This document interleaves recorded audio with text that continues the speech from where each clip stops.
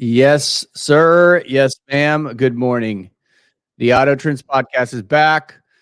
I am your co-host, Gideon Williams, and it is an exciting day to be back in your presence, to grace us with your views and your awesomeness. Lucas Welk is back. He's around. The I'm man, back the in myth, action. the legend. Lucas Welk, what is up, brother? You got it. How are you doing, Gideon? You good? Doing good, man. As always. Good. Another day, another breath, Absolutely.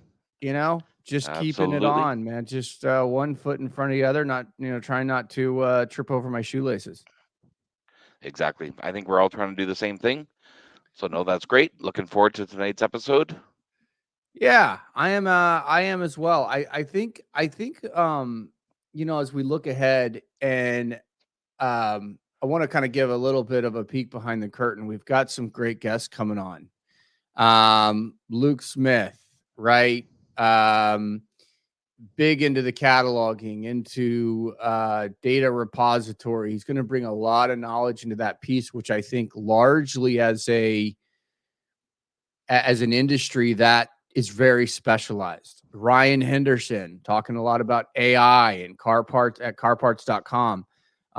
Really one of the forward guys in artificial intelligence. And he's going to talk with us about applicability, right? How can I apply it today? I think that's the biggest takeaway that never happens at these conferences that AI, and then we just ask ourselves, okay, well, what do I do now? That was a great presentation. So he's going to help us with Yep. there. We've got some other guys coming in to talk about supercars, the Ferraris, the Lamborghinis, and that's coming in the next few weeks. So we're excited for that. But nonetheless, we are more excited for today. Absolutely. But we will jump right in. So, what's the focus of today, Lucas? I think really the focus for us is to really just go deep into the future, right? I think we do not want to lose sight of. We want to understand what the historical context is. We want to understand what's happening or what's happened. But I also think we want to, take a page out of what is the future, right? What does that look like? We understand that there is pillars inside the industry that 100% won't change. We need manufacturing. Okay. We need distribution. Okay. We know that the digital era is coming so fast. Every 2 years, it seems like it's doubling. There's a law that goes with that. And I think that holds true. And so, what I Yep. think what we're doing here is we really want to think of what is the future? What is the perfect scenario? How do we retool our consultations? How do we retool the manufacturer's ideas? Should you be thinking about parts commerce, whether it's B2B, whether it's D2C, whether it's how are you using your distribution, or are you a new kid on the block? Are you a new brand, right? That you Yep. have no market share, but what you do have is you have a forward looking strategy and mindset, and you can go in and begin to pick some of these big guys off by grabbing market share because you're nimble. So I think that's the Yep. focus of today, and really getting future and saying, hey, let's look at some other industries as well. What have they done well? And what has maybe Yep. automotive not done well? We are absolutely, I would say, 15 to 20 years behind adjacent or other industries purely from that consumer part. Why? Because automotive has a fitment piece to it, right? I don't Yep. buy an alternator because it's sexy. I buy it because my freaking car broke down. So I think That's that's right. really what we want to get into today. And I think it's really some exciting topics that we can really kind of begin to go, hey, this is really the future. Let's look far out there. Yep. No, you're absolutely right. And I think you and I had some good discussions this week in terms of some amazing episodes and some series and stuff like that coming up. That's going to delve in deeper, into exactly what we're talking about tonight and the future. So excited about that, but this could be a good preview, I think. Yeah, absolutely. I think we're going to continue to go into some of the other things like technicians. I think technicians are underserved, from a voice, and so Yep. if anybody is listening to the Auto Trends podcast and you are a shop owner, you are a new technician, you're a technician with 25 years experience, we'd love to have you on. Yep. We are going to be rolling out a series. I'm really excited at this as well. Lucas is rolling out a series and really touching on probably 3 episodes per topic, right? And we really want to get some forward thinkers. I also want to bring in an additional part of this series that's kind of really future and bring some people from other industries and talk about what they've done well, what's worked, what's not worked. Because at the end of the day, our mission is very clear. We want to bring this industry together. We want to continue to level it up at every single level to where we have the most optimal outcome for manufacturers, distributors, and ultimately consumers and how they're buying product and getting them up and running at the end of the day. And I think it's a very exciting time. But nonetheless, I think you know, I think we want to kind of start off and just talking about the parts buyer. I think parts buyers are changing. Like the old parts buyer is no longer there. It's That's right. think about it. Think of how long you've had a phone in your hand as a young kid, right? I don't know, man. We were probably we're the last generation that didn't grow up with phones, I think, Lucas. Right? Yeah. Correct? No, I'd say absolutely. Yeah, absolutely. I'm 39. Yeah, I'm 30. I'm 38. Yep. I'm Yep. 38. I got my Yep. first phone when I was a junior in high school, and it was it was Snake, right? The Snake phone. Right.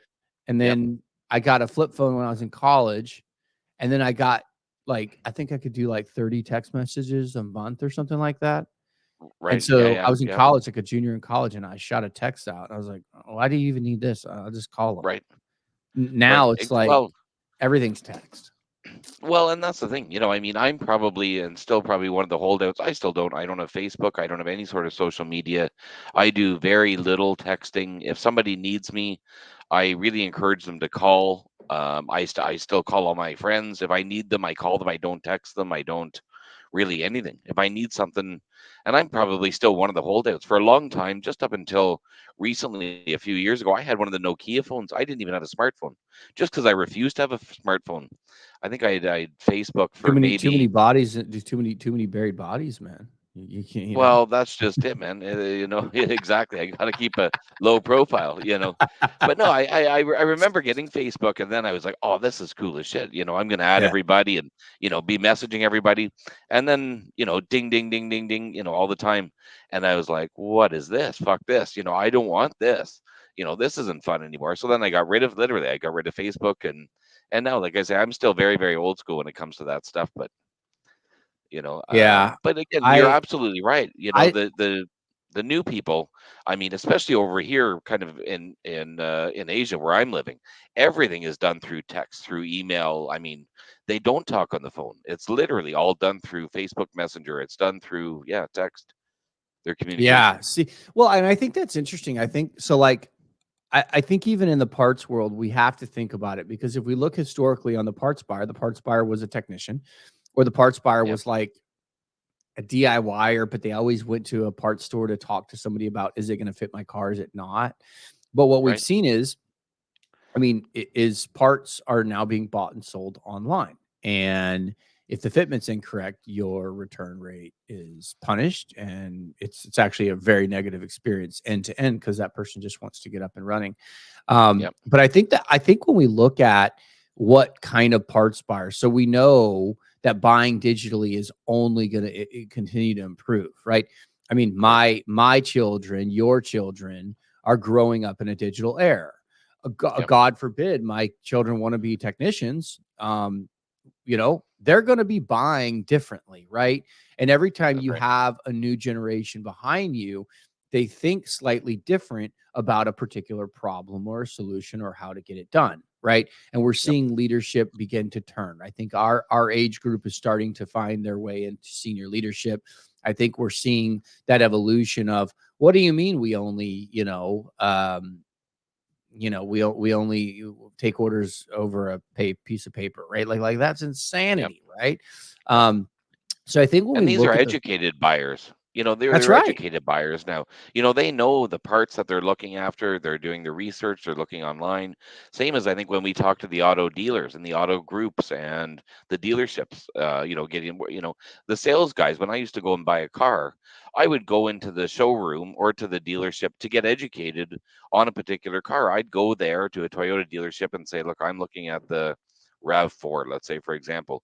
I didn't know anything about it before I went there. So I'd rely on the salesman to say, right, this particular model comes with, this. But now, I mean, they go into the dealerships for whether it be for parts or for a new car. But these buyers are completely educated. They know exactly what they want before they go in there. They know exactly what features these cars have. They know what they're selling for. So they're hard, you can't fool them at this point. They're educated buyers. Yeah, well, I think also, I think the internet's cracking the code. I know a long time OE was always just like, man, OE is the crown jewel, which it is, right? It's still the automaker's part that goes in the vehicle. That's the crown jewel for sure. Yep. That is absolutely.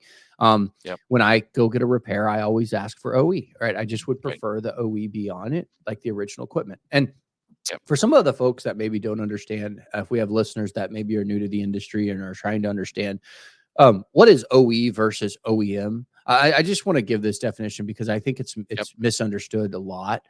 OE is the original equipment, right? So when a Toyota truck or Tundra, whatever, gets built, every part that goes on the truck at assembly is the OE. It's the original equipment, right? So when you buy a product, you say, is this the OE? Yes, it's the OE equipment that went on the vehicle. It's just replacement. Okay.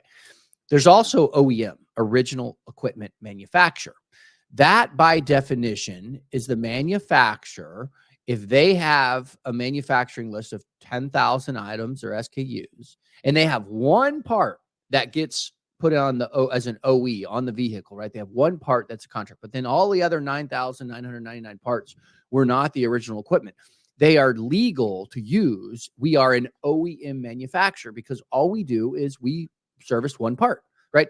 So that can get Yep. a little bit misconstrued. So I just want to kind of clear that up. But I think when we look at manufacturers, we look at OE, the aftermarket, we look at replacement. I know heavy duty and commercial is really far behind, man, but it's getting better. I think it's going to get better in the next 2 to 3 years. I think you're going to see a lot of progress in commercial heavy duty parts and equipment and how manufacturers are thinking about their go-to-market strategy because it's shit. Let's just be honest. If you're a heavy duty associate and you're listening to this, yes, the data is shit. Yep. It's housed. You're trying to basically hoard it. It's like a hoarding machine. So then data that gets scraped and it's stepped on now, it's a complete shit experience. And quite frankly, just do better at your cataloging. And I think we're going to talk a little bit about that digital age and the evolution. But I think when we look at manufacturers, they have to think differently about branding and how they're marketing their products. Yep. Like example, Champion. Champion spark plugs, Yep. Of right? course. Champion, Yep. granddad, grandpa, Yep. great Yep. grandpa. What do you put on your Kawasaki Champion spark? What do you Right. put on your 1972 Chrysler? A Champion spark plug. They're Exactly. old and legacy. Even the brand is a little bit tired, right? Yep. It's just legacy. Yep. we if you want to continue to own market share in the future, you've got to rethink your branding and maybe Yep. Champion. And I know this is just a stupid example we pulled out of our ass, but it's like, okay, well, maybe you brand this around the legacy, but now you don't have to change your product, but you do have to change your customers, right? Right. You do Yep. have to change how they're buying because you have a new generation and Yep. new generations may not know about Champion. They have no idea. They Right. don't care. But there's this Yep. new three-piece spark plugs or whatever. And it's this new kind of branding. So I really think it's important as manufacturers, even though you have a fit compatibility and you're largely B2B, I think you really Right. have to think differently about how you brand your product. And I think you have to That's brand right. your product kind of like the consumer segment. That's Right, right. like beer, And it. right? Everything's about beer, That's right. Budweiser and Bud Light. Oh man, if I just, Right. I really got to get that beer in me, man. It helps me be awesome. You know what I mean? Right. But that's Yeah, why exactly. I think the feel's got to be the same. Yeah, and you look at that, you're exactly right. Because you look at that branding, and if you're using the example, let's say, of beer, or you're using the example of Nike, I mean, they don't tell you again, that, okay, I'm Nike, I use the best rubber, I use the best materials, I use the best, this and that in my shoes. They're constructed this Most way and that productive way. children. They're exactly. But they're using the images of these athletes, right? I mean, with their branding, you're watching these commercials, and fine, Tiger Woods isn't there anymore, but I like golf. But I mean, he used to be huge for Nike. And you'd say, He wow, was. if He I major buy golf. or Michael Jordan, let's say, for example. But so Nike never talked about how they're the best quality shoes in the world, but they were like, look, if I wear Nike shoes, Jesus, I could golf like Tiger Woods. I could play basketball like Michael Jordan if only I wore these Nike shoes. And that was their branding. It had nothing to do with their actual product. So it was kind of how you made the consumer feel. And when we're talking about automotive, you see some of these companies and whatnot, and you're right with the legacy stuff like Champion. There's a level of trust there. People are thinking, right, you've been around a long time. So because of that, I can rely on your product. It's going to keep my family safe. Whether you're, let's say, a brake company, you might be talking about, our brakes, we're going to keep your family safe going from school to back home. Our brakes are reliable. They're, always functioning. We've been around 75 years. We're going to make sure that your family's safe. But there's that certain message. It's not we have the best brakes in the world because we use X material and nobody really cares. But it's how you make them feel when you buy the product, whether you're giving back, in a social effort or, but branding is so important now, especially if you're just starting out and you don't have that legacy behind you. I Yeah, think, I'm working with a new manufacturer, Pacer Dynamics. right. Some young guys, man, they've got connections into manufacturing, and they're creating that brand. But I think you're so right. I think when you look at like what you just kind of said, it almost got me excited, right? Whenever I put on a pair of Jordans, Right. man, I feel like I'm going to go 10 for 10 on the court, right? Yeah. I feel like I'm going to Right. jump out of the gym. Now, it may be the most shitty plastic known to man, but when I Right. put those Jordans on, I'm air, Right. man, the airness, Yeah. right? That's Of course. totally a good point. Is they didn't market Jordan's shoes. They market if you put them on your Air Right. Jordan, you're going to hit That's right. everything. It's going to make you confident. And I think when we Yeah. look at manufacturers and branding, I think it's to your point. Well, this metal and this heats up, and nobody gives a shit about that. I No. want to know when I put No. those brake pads on my vehicle and I touch my brake, they're going to lock up, right? And Right. I'm going to feel Exactly. awesome. I can stop Yep. anywhere quick. I can race down the road, and I just, Right. I think you're so right. I think because what manufacturers largely have done is market to their technicians, right? They've marketed to the people installing the Yep. and those guys, maybe they do care what kind of metal it is, right? But when the Sure. consumer, if I go in and I get a brake job and they ask what kind of brakes do you want on there? Do you want the OE or do you want this other brand? And I know this brand. Oh man, I'm gonna say I want that brand. I want the brand that's Right. really gonna freaking make me awesome, and it's gonna make my car awesome, performance That's right. better. Like it's gonna make me. And so now I'm driving it, and I feel like you know what? Here's another thing. When I take my vehicle into the service lane and I go get an oil change, no bullshit, Lucas. Every time I drive out of there, I feel like my car is driving better and faster Right. and cleaner, Of course. and I can really get on it Right. because it's totally a placebo. But it's Yeah, like, sure it is. but Sure it it's is. like I feel awesome. I'm like, yeah, I Yep. need to do this like every like once a month, man. Because I feel, and Right. the car could be in a shittier shape, or they could have just said, yeah, we gave it to you, but we actually didn't do shit. But mentally, it That's made me that's right. feel good, and I think Yep. that's when we look at the marketing and the branding piece of it. I think when you combine those elements with that feel good, let's not market the materials. Let's market how it's going to make you feel, because that's what marketing That's right. is, right? Marketing Yep. 100% Sure is it is. about how to make you feel. It's not really Yep. about product. Right. Yep. No, And you're absolutely right. and then when you deploy, the other pieces of the industry, distribution, I think distribution needs to change how they think. Distribution needs to change their more to be a service center. We Yep. fulfill, we deliver to the technicians. All of the online digital demand that manufacturers want to sell, right? That we can now deliver that on your behalf and begin to cut Right. carriers out slowly, not cut them out, but if a distributor can deliver the part to the end consumer, no matter where the order happened, whether it was from the manufacturer's D2C or whether it was from an e-tailers or whether it was from their own direct consumer, they have the infrastructure to deliver that. And so I think it Yep. becomes a true total. We need to really think about the total life cycle of the customer, from the branding piece to where is the inventory to how does it get to you. and who are the Yep. partnerships and how does all that interconnect? And all that has to be connected at every level, because if it's Sure it not, does. find ourselves going backwards. That's right. That's right. And the consumer, like we say now, are so educated, especially with Amazon. They're expecting quick delivery. They're expecting everything on time. They're expecting to get the right part. So the expectations are very large. And if you're not delivering that now, you're well behind the curb. You might get one, you might get one order, and that's going to be your last one. So you really need to step up the game and be in front. No, you're absolutely right. Well, I think, and I think when we talk about distribution, we talk about Amazon. Let's take a page out of their book, right? I don't personally buy. I've tried to buy as little as I can on Amazon, not because I don't want to or it's convenient, just because I like to support somebody direct personally. But again, my wife Yep. thinks that there's only one way to buy products, and that's Amazon, right? So Right. whatever, Right.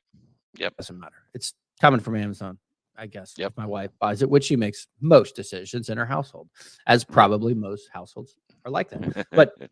But yeah, I'm just trying to breathe here, brother. Yeah, yeah, You yeah. know, She's I'm just sitting trying next to to you. I can see her shadow there in the background. Yeah, yeah. I'm just trying to get a cocktail at the end of the day. You know what I So mean? yeah, No, that's it. I love you, baby. no, Yeah. I know. Mhm. Keep her happy. Jesus Christ. Yeah.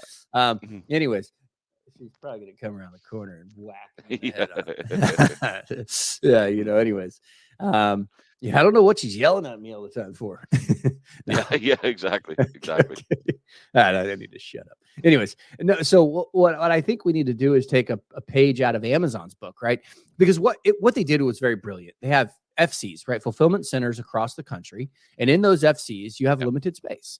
And so then they bring all the products in that are basically A movers. They did fulfilled by FBA, fulfilled by Amazon, to where now they're fully servicing it, because if they're saying if you have products, we are really good at shipping it and we get the data. We know what you're selling, Yep. what you're not. So we can go white label our own. It happens all the time. So any of you brands out there, be careful with Amazon, because if it's a really good brand and good product that it sells, they're gonna freaking cut you at the knees. I promise you.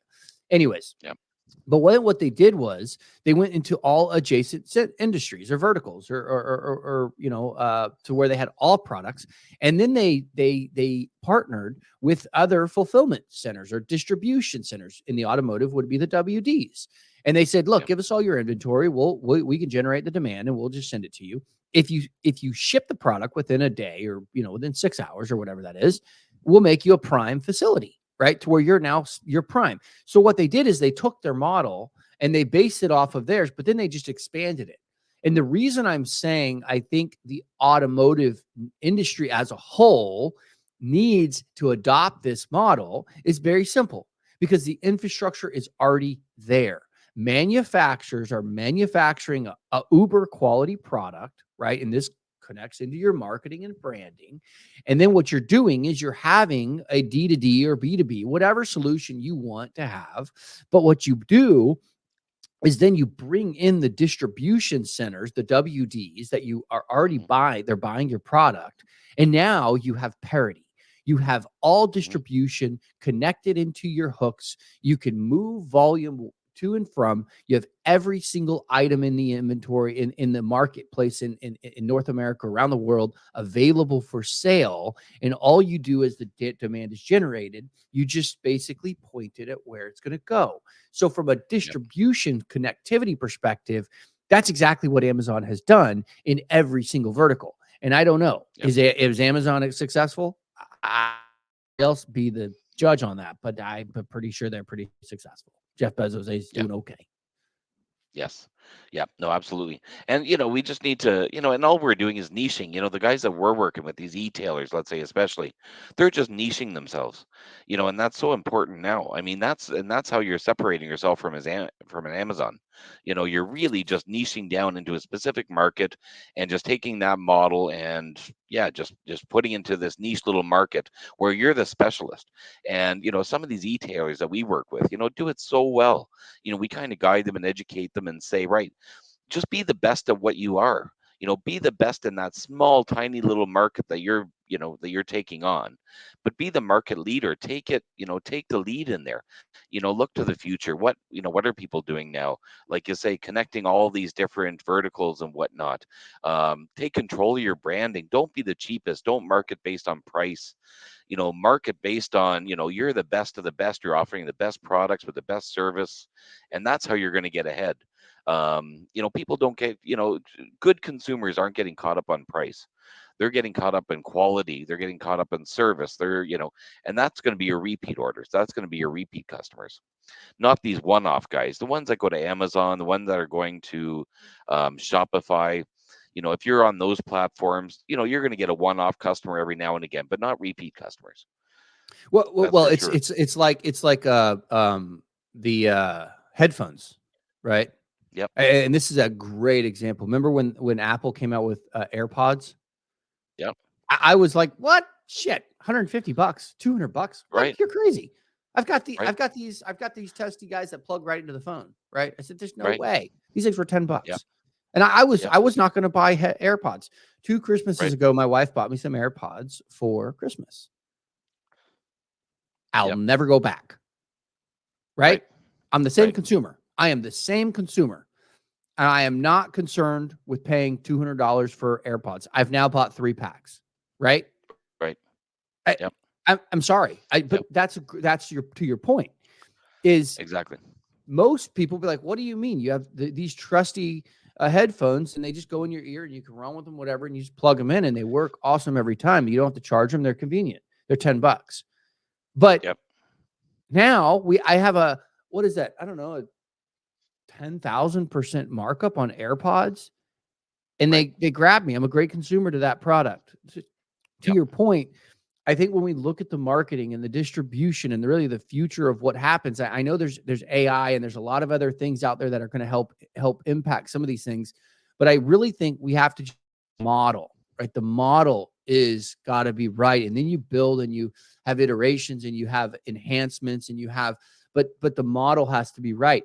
And I just think you change your consumers. I can't really think of any brands. I mean, granted, I know the industry fairly well, but I want that brand of shocks and suspension that, that's what kind of performance does. That's what they've really done well is they've really created an experience, right? With these shocks and performance, you're going to feel your Jeep crawl over rocks in a way that you've never done. They're not talking about what's inside the Fox factory shocks. No, They're talking that's right. about the feeling. And I think even replacement automotive have missed all that entirely because all they're doing is marketing to a technician. But with Yep. the industry evolving, we're seeing that piece of it. And that kind of parlays us into the digital presence and the cataloging. If you are not investing in in the most uber quality catalog from if you're a replacement performance, I don't off-road, you are doing a Yep. disservice to yourself long term. I've said it before. I would trade 5 sales guys in for one really good quality cataloger, period, Yep. because that Yep. is going to sell and it's going to enhance the brand, which connects to the marketing piece, which we know is how you're going to reach that next generation customer that really wants that, no pun intended, airness, right? They want that Yeah. Jordan feel. They want that Yep. Apple feel. Oh man, if I put these in my ears, I could run forever because these things are awesome, right? Or I Yep. can do Yep. work on the go because I don't have to worry about a cord, right? Yep. And Because so the young I just generation think now that's is very important. visual. They're very, very visual people. So I mean, if your marketing, if your catalog isn't including high quality pictures, videos, information, but they're not reading material. That's not how you're going to market to these guys. You've got to have top quality pictures of your product. Like the example that you're using, Gideon. If you're selling off-road equipment, you've got to have the sexiest off-road picture of this fucking massive Jeep going up the side of this mountain that if I put these tires or this suspension or whatever on my Jeep, I can go up the side of Mount Everest. I can go here, I can go there. That's what they want to see. Not a picture of, a sketch of some suspension. That's not going to do it anymore. That's I just would not going to never do it. buy that. If I just You saw a know, sketch of a suspension, I'd be like, ugh, no, no, exactly, and it could be the best suspension in and the it could be the world. best. You know, but if I seen a sexier picture of this, like I say, Jeep going up the side of this mountain up a rock, and that's the worst suspension in the world, I'd probably, I'd buy it. Because I was like, Jesus, well, if For that sure. Jeep can do that with that suspension, obviously, then that's what I want. For So, sure. um, so and, Well, and these the older generation get away with that fine, but the younger generation, no chance. Very visual, very into video. Where are these consumers? They're online. They're on social media. They're not reading books. They're not reading through a 25-page PDF file, looking at serial numbers. They're very visual. Well, and that leads into a major problem, and I think that a lot of the things and how you think about your network and your distribution and your branding, and then how technicians. We're gonna do a whole series on technicians, guys. So we don't have to touch on that too much, but we just know it's underserved. And hey, technicians, if you're out there and Yep. you're listening to this, we know that, okay? And we're gonna give you the love, man. I promise you that. Auto Trends Podcast is gonna give you the love, and we're gonna do it in a big way. Yep. And this is another sidebar, Lucas. I don't even know if I've shared this, but I would really love the Auto Trends to start maybe like a foundation to where a lot of any proceeds that come in through our raises actually support the next generation of technicians. Absolutely. I'm not a technician, but I'm a blue collar man, and Yep. I just really think that's important. I don't know why it's important, but it's important to me. So Yep. more to come on that, man. We're Yep. giving a lot of love to technicians. I think they're the number one underserved people in our industry, and they are critical. Yep. Yep. So Sure they are. I'll Yep. I'll get off my soapbox right now, but there's going to be Nope. more to come there. Agreed. But Agreed. to my other point about when you look at your distribution network and the connectivity of how that works, whether you're owned, it's owned by it's not, it's partner WDs or it's your own facilities. You look at your cataloging and your digital presence, you look at distribution is international, but I also want to say this. I think international is a huge opportunity, but I think it's a surplus. The objective is to decrease your surplus inventory. And for listeners that are unsure on surplus, by definition, surplus is your products that get bought by a competitor, and the competitor puts their products on the shelf of a WD or some part seller, and then they take your product and they have no use for it. So they sell it to the surplus market for 5 cents on the dollar and they write it off as a marketing cost, right? Mm-hmm. And now they've Yep. taken your product and they've chucked it into surplus. Why did they do that? They did that because ultimately the distributor wasn't happy with how quickly your product turned. And they said, great. Monroe out, KYB in, or vice versa. I probably shouldn't bring any names here because I think they're all great.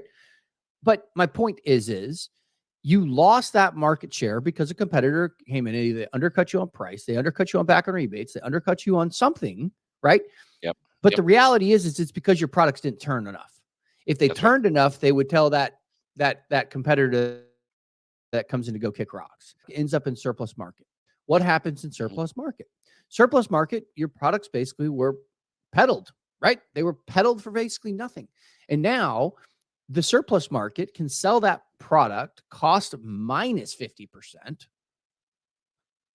and make money. Yep. So now Yep. you're taking your brand and all the marketing and all your distribution and all the work you've done, and now you just undercut the market. Now your current product and your fair market value is not equal or all else equal because you have a massive lot of goods out there in the surplus market that's being sold under your cost. That's a major problem. Yep. And so my point is this soapbox that I need to get off of is all of it connects with each other. Your distribution connects into your marketing. So then the digital presence, is there a D2C experience? I know we're in this age of like, I'm never going to go D2C. Well, the internet's not around. I'm telling you, It's going to happen, and it's going to happen in a big way. And there's going to be winners and there's going to be losers. But just because, Rock said they're going to pull my line on Monday if I do anything. Okay. Well, guess what? Tell Rock to go kick rocks. No pun intended on that one either. But my point is it is evolving. The digital world is happening. There's going to be small guys that are going to come in and absolutely earn. I'm watching it. I'm watching it. We are watching it. Going to earn market share through their nimble strategies and their forward thinking. And there's going to be some big guys that get stuck holding the bag. My point is we've got to think about the future, and we've got to really get out there far. And it's ultimately in the best interest of our industry. So sorry for that, Lucas. I think I got a little bit too hot there. No. And like, we were talking earlier, I think we've got, within, I think the next 2 months, you and I are planning a whole series on, really what is the future. And when we say the future, we're not talking about tomorrow or 6 months or 1 year. We're really looking at what does the next 5 years look like? What does the next 10 years look like? What does the next 15 years look like? And then just even a small example of that was, I was in the Middle East, obviously, for a long time, in Qatar, Dubai, and a lot of shows. And I remember the one time, was at this tech show, but it was also an auto show. And there was this guy that came up to me, and we got chit chatting, and I said, "Right, what are you doing here?" And he said, "Actually, you're gonna kind of laugh, but he said, I'm a gas delivery guy." And this is now, Jesus, how many years ago? This would be 8 years ago, maybe. I said, "A gas delivery guy." And he said, "Yeah." And he said, "I deliver gas. So I mean, if your car is parked at your condo at your house, and you go to work, you just pay me and leave the money outside. But I come and fill up your gas tank at night while you're sleeping, so that when you wake up in the morning, you have a full gas tank." And I thought, fuck, that's brilliant. I don't have to go to a gas station anymore. Especially if I'm in Canada, I'm freezing my arse off. I don't want to go out, and pump gas. Interesting. And this guy would just go around and deliver gas at night in a fucking gas truck. And how brilliant is that? I'm willing to pay a ton extra for that sort of a service. I just wake up in the morning. My wife's not complaining that, hey, you left no gas again in the car. It's always empty. It's, whatever the case may be. You just come around on X days, and I'm very happy to, pay extra for that service. I mean, that's not a very, forward thinking idea, but I mean, it's something that I'd never heard of in my life. Something so simple. But again, we're going to be touching on, what is the future of parts 1 year, 5 years, 10 years, 15 years down the road. But just little things, it doesn't have to be a monumental change in the short term, but we'll talk about all that. Yeah, it's really exciting. I think we've got some great things, and I know as we come up on time, Lucas, we just want to close this out. It's really about the total life cycle, right? And I think you're going to hear that a lot about the total life cycle, from where the product is made, from the cataloging to your experience, and how that connects into your distribution, and ultimately, you want less of your products in the surplus market. I think there's so much that we're going to go to. Again, to our listeners, again, the best way to support the Auto Trends podcast is just to like and subscribe. It's something that we love doing. We really believe in this a lot, and it's an exciting time. So please, and again, if you don't like what we're doing, please let us know. If you want to come on the podcast and talk about your initiatives, talk about some future things, we'd love to have you. We'd love to talk to you. We'd love to have you on. As you've seen, we've had some great people of all walks in the industry, right? From consultants to young CEOs to older CEOs to young guys, analysts coming up in their industry. We really want to dig deeper, and we have not forgot the technicians, man. Period. I'm going to tell you that right now. We have not forgot the technicians, because those guys are so damn important, and we've got some awesome things coming there. But as always, Lucas, it is exciting. We're glad to be back. Again, we are the Auto Trends Podcast, the voice of the industry, baby. We are out. Yep.